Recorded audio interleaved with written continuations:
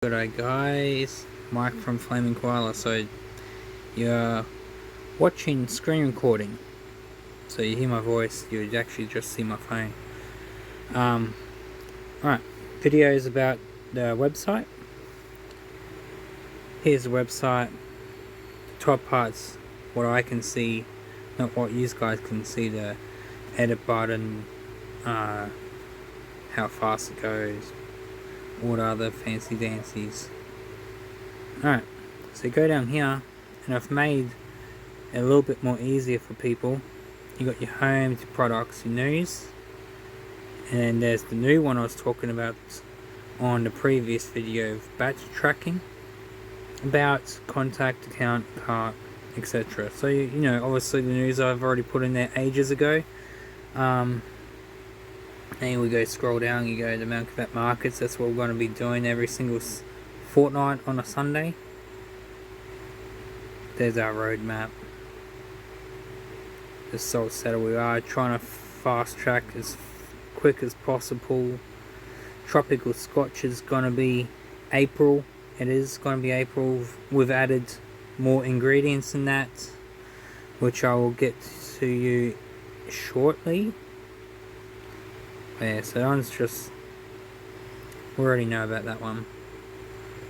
Alright, so batch tracking. So the batch tracker. So yeah, I've wrote a quick jizz about it. You know, people who want to know about the sources they've consuming. So I've put down, please note, TB means test batch, which you'd see down the bottom when I show you. So, chili lime is the first one, because that's our very first sauce we ever made. You see down, it says chili lime up top, and just to make it easier, I've shortened it for the rest of them. You only really need to worry about that batch. So it says batch 001, that's our very first batch we ever done. So here we go, so we got chili lime, batch number 1, pH is 4, so when we were bottling it, it was at 4.0 pH, which is a standard for a sauce. We can show you a bit later on the internet while we're recording. So there's, the date was the 15th of September we've made that one.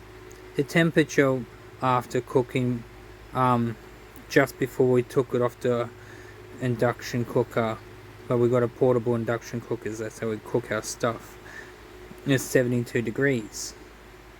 We use a tester, which I'll put a picture in, and I'll put this in when I might have to do an edit with this video.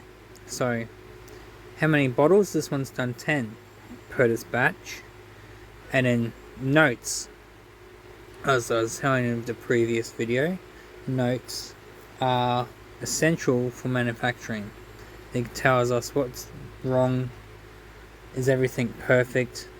In this case it's non-applicable, which we didn't have to change anything, so we didn't have to put any notes down. Batch 2, on the other hand, was 80 degrees. It was, pH was a bit low, but still okay, still 10 bottles. The xanthan gum increased because the sauce was too thin. So anyway, that's what pretty much that part is, so you can get the whole gist of everything about the notes, how many bottles, and everything else per batch that you can physically see now when you come onto the website. So we go down a bit further, you've got your special blend. We don't have too many of that. Their pH is a bit higher for the special blend. Still fine. We didn't have to add any notes to it because it was the sauce was perfect. Well, nothing's perfect, but it was good how it was. Now we'll go down to the Whiskey Reaper Junior. So it was only one batch.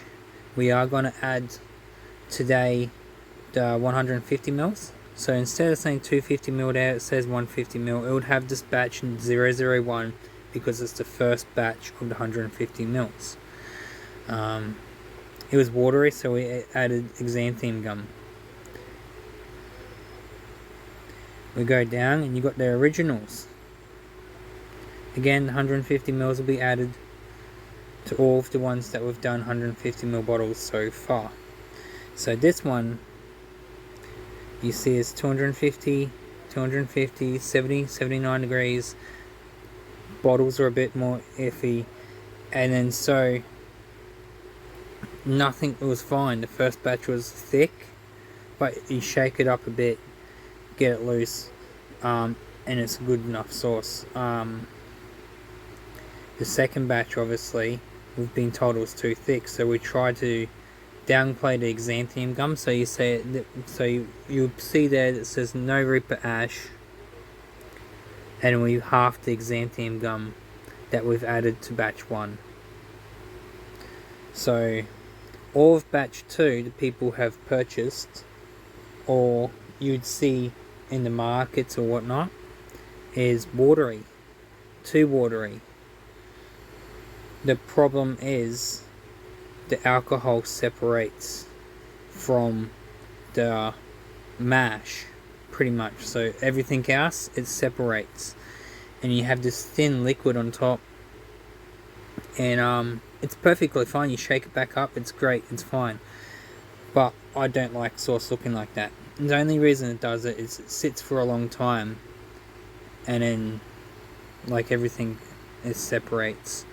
So we had to fix it and add the xanthium gum back, which it makes thick sauce, but it has zero separation. So here's our tropical scotch, this is a test batch, TB. So there's no zeros on it. It's because it's not consumer. So it's not for the consumers. It's to make sure you get everything right. Obviously, we still do everything to a normal batch. So it was bottled at 3.85. It was done on 10th of the 8th. It was 85 degrees Celsius. The test bottle was a 1.5 litre test bottle, but it's only consumed 1.2 litres of it. So it's a 1.2 litre batch. Problems with that was cooking it. We had burnt banana smell. It was terrible. It tastes fine, it tastes bloody good, but it was just the smell was bad. So we go down to the last one. This was an old one. So this is a banana honey with eucalyptus, obviously test batch. 3.8 was the pH, was a bit low. This one was fine, no burnt smell, no nothing. Problem is, I had too much sugar in it, and even though I cooked it out and I added the vinegar in it, it was still fermenting. So we did not take this to a lab test, because we were only testing it to see and get the flavour perfectly fine. So number one reason why it probably went mouldy. But yeah, so there you go, tastes watery and molded in a week. But again, we did not lab test this sauce. It was just testing. We did get a couple of reviews from people while it didn't go that bad. You know, that's how we found out it was a good bit watery and stuff. And yeah, alright, so we will be adding a few more other stuff. So this page, I'll actually bring you into my area of it. We load up the dashboard, which is my section.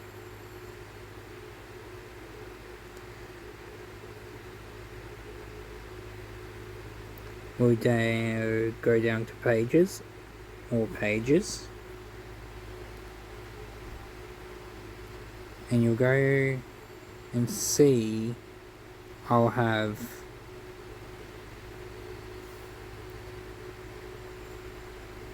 pretty sure it's a sample page. I'll just have to... This one here says no title. This is going to be for the merch. So obviously I haven't worked on it too much yet. So this is all just normal draft kind of layout.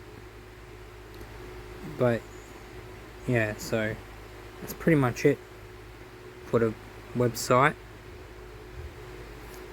We don't have much going on for the Facebook page.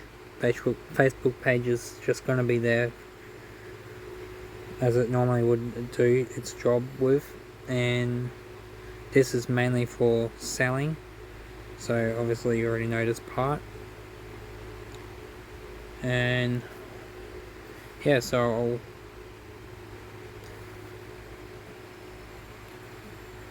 we'll pretty much fix this up when we get time for it, busy schedules and stuff, and we'll work it out then.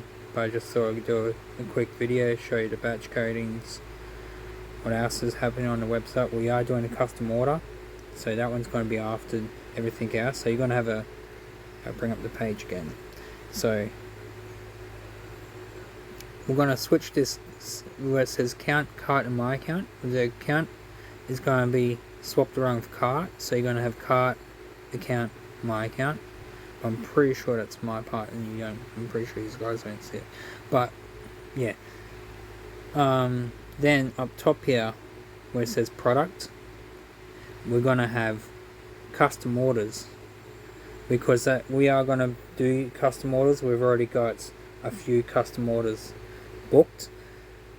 They are paid per batch, so we can't just make your custom order and just sell you a bottle, because then we're going to have 8, 10 bottles, whatever you technically want in the source. We're going to have that left over and trying to sell. So these guys will have to, and I'll have it in the page itself stating what and how the process is with custom orders. But it's basically, you tell me what you want, I cook it, bottle it, it's yours. So you have to pay for the whole batch of that cooking process. And yeah, we'll definitely, I was hoping to get the tropical and the special blend within 2 weeks, but we're still going to get labels, and we've ran out of 250ml bottles, so we have to get some more bottles, and then we'll get the sauces done. Then they'll be good to go.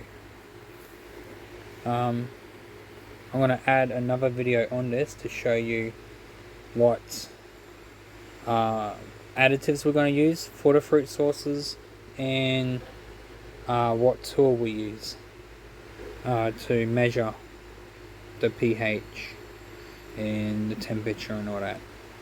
Alright.